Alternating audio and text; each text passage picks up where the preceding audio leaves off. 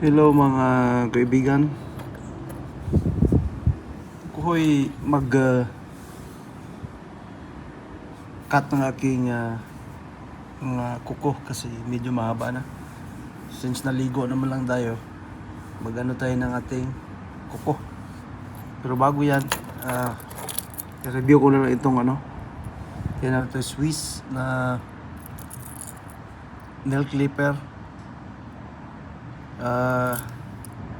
Wala na siyang box, slim lang siya, ganun kanipis.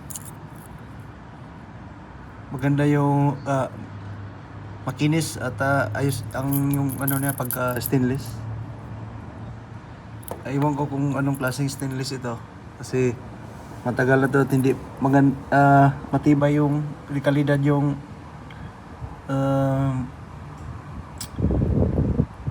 gawa ng Swiss. So ito yata yung unang panungkit ng mga sa kuko, dumi. Ito namang yung parang niya, pang smooth ng mga gilid. At may spring at ganoon lang siya kasimple. So maglinis tayo ng kuko. Actually pag matanda namin, ganoon na talaga ang balat. At malamig dito. Minsan mainit kasi 4 season nga dito. So subukan natin maglinis ng ating kuko. Ayaw kong ganun kasi parang hindi ako komportable magamit. Gusto kong pabaliktad. Mas makagrip ako ng maayos pag ganun ang posisyon. Yeah. Kasi naligo naman tayo. Pang hygiene din. Para ibali ng nahulog ko, wawalisin ko na lang mamaya. Yan mga kasama. Don't forget to subscribe, like and share everything under the Sian channel, mga friends.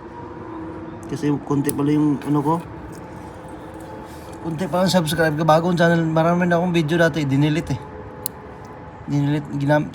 gumamit yung anak ko kasi siya nagamit ang account, pina-delete na, nagpapalitan niya ng mga video niya. At yun lang ngayon itong nail clipper at magkasama na rin tayong tweezer. Itong tweezer ayos din nabili ko to sa isang package, naalala ko dati sa AliExpress. Pag may mga twigs ka o mga nakatusok nyo, alam mo yung maliliit na hindi makuha ng kuko, tweezer. May rough sa dito na si insikat para mas makagrab ka ng maayos, hindi madulas. So yes, tuloy ko na lang pagkat ng kuko at wala namang marami pang dito. Ito lang naman yung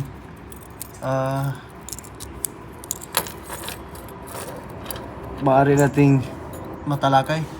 So huwag niyong kalimutan, everything under the Sian. Thank you!